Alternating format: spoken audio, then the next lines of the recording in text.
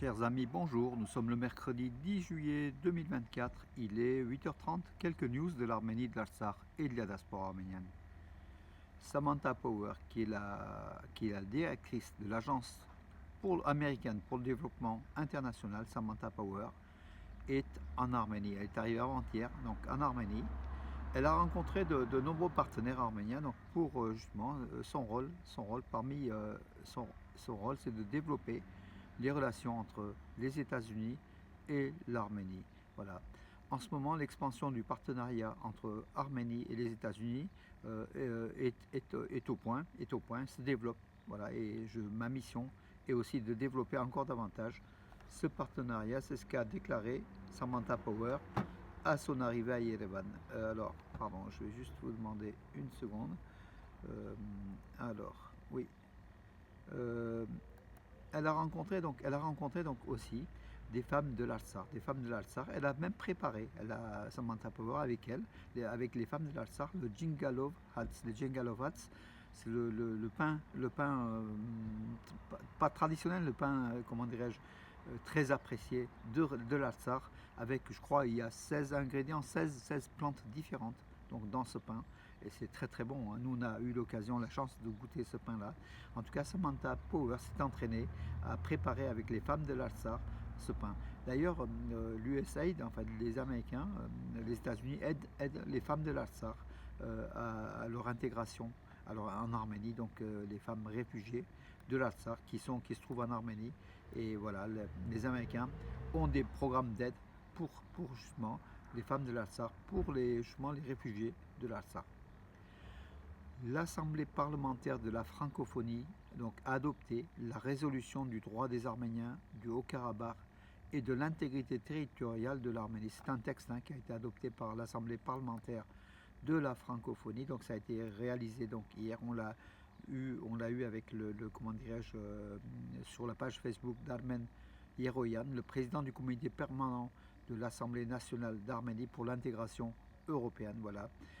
Compte tenu de l'attaque du Haut-Karabakh perpétrée par l'Azerbaïdjan le 19 septembre 2023, du déplacement forcé de plus de 100 000 Arméniens et des violations continues par l'Azerbaïdjan de l'intégrité territoriale de l'Arménie, l'Assemblée parlementaire de la francophonie appelle au respect de la souveraineté et de l'intégrité territoriale de l'Arménie à l'intérieur de ses frontières, condamne fermement l'invasion militaire azerbaïdjanaise et l'attaque de l'Azerbaïdjan le 19 septembre 2023, le nettoyage ethnique de la population arménienne du Haut-Karabakh et la destruction du patrimoine culturel et religieux arménien.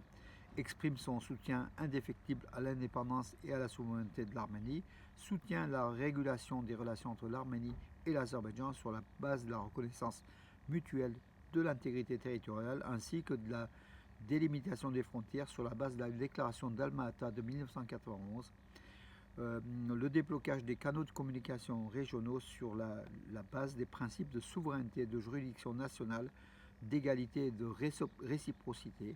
Et dans ce contexte, à l'initiative de Carrefour de la paix du gouvernement arménien, indique la résolution. Voilà donc en fait, voilà donc une très très bonne résolution de la francophonie, l'Arménie qui est membre de la francophonie. Donc voilà, et bravo à cette organisation de la francophonie. Et vive la France, je dirais. Donc en tout cas, la France a toujours soutenu, et les pays francophones donc, aussi soutiennent l'Arménie, l'intégrité territoriale d'Arménie, les revendications du peuple du peuple de l'Artsakh, aujourd'hui réfugié en Arménie, qui a été obligé de quitter ses terres depuis septembre dernier, voilà, sous occupation azérie. La cité académique en Arménie, donc on en parle beaucoup. La cité académique, c'est dans les environs d'Yerevan, en Arménie, est un projet de plusieurs milliards de dirhams et fonctionnera par étapes à partir de 2030.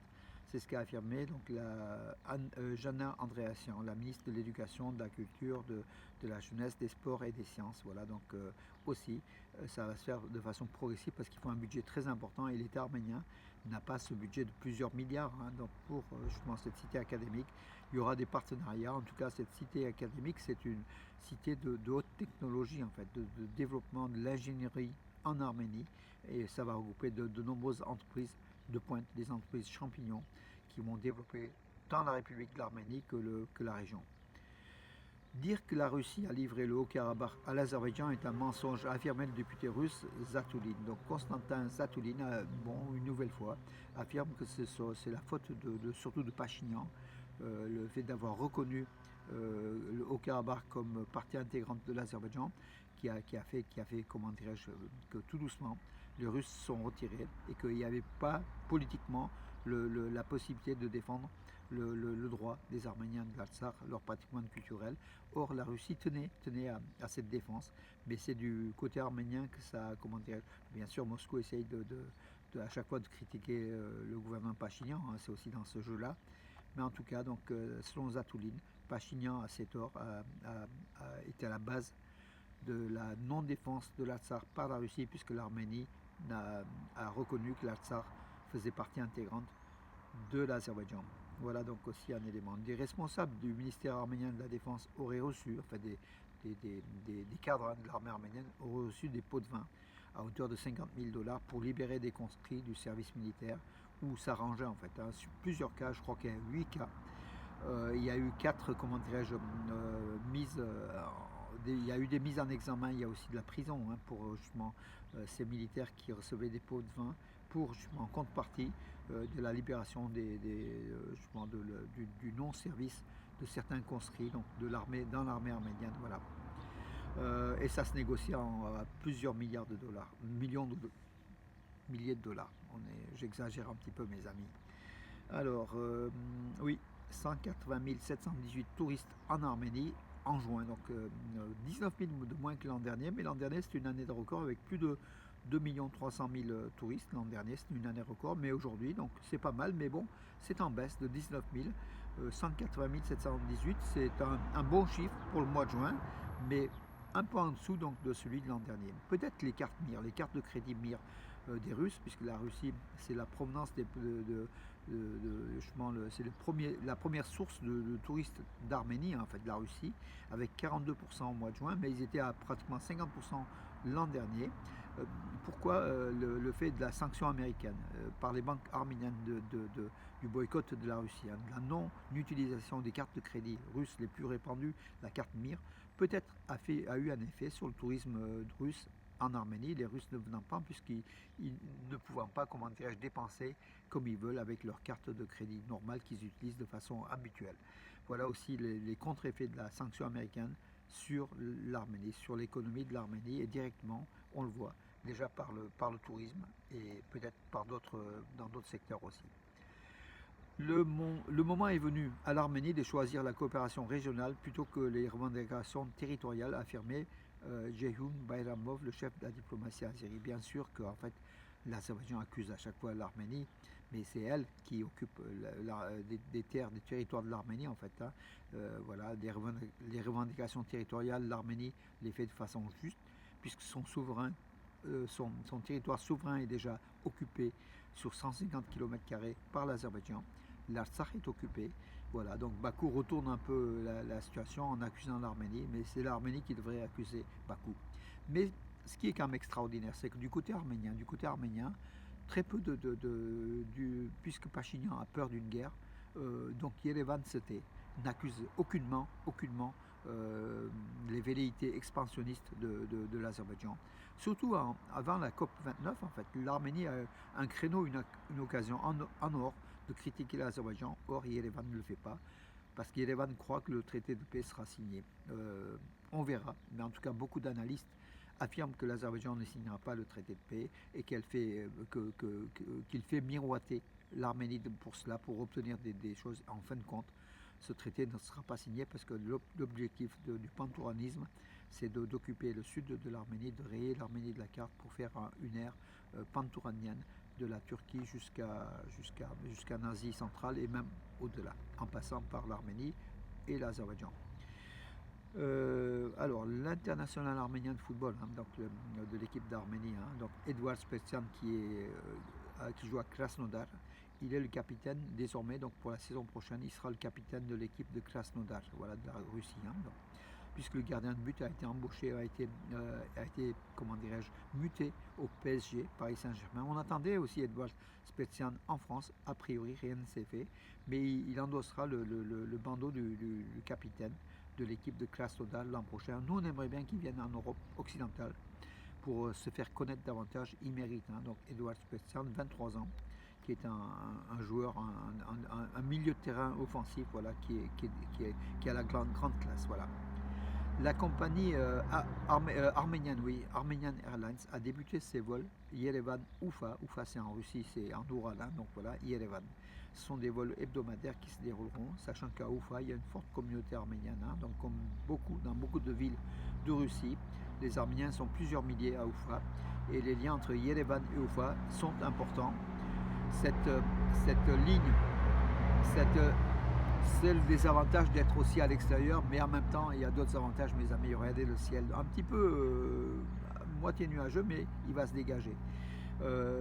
Voilà, donc en fait, les liens entre l'Arménie et la Russie, par ces vols, donc, vont se développer encore davantage avec Yerevan et Oufa, où réside une forte communauté arménienne. Au point de vue économique, c'est une ville très importante de 1 200 000 habitants, hein, comme Yerevan. Voilà mes amis pour aujourd'hui. Oui, juste pour dire que dimanche prochain, 14 juillet, ici à Romans, à l'église Saint-Nicolas, l'église arménienne, apostolique arménienne de Saint-Nicolas à Romans, avec le père Rusik Sarkisian, Garbis Mualian, le Sargabak, et puis Vakes Vatanian, l'autre Sargabak, et la très belle chorale. Donc il y aura une messe 14 juillet à 10h30 à Romans, l'église Saint-Nicolas. Puis ça sera suivi pour ceux qui s'inscrivent et qui veulent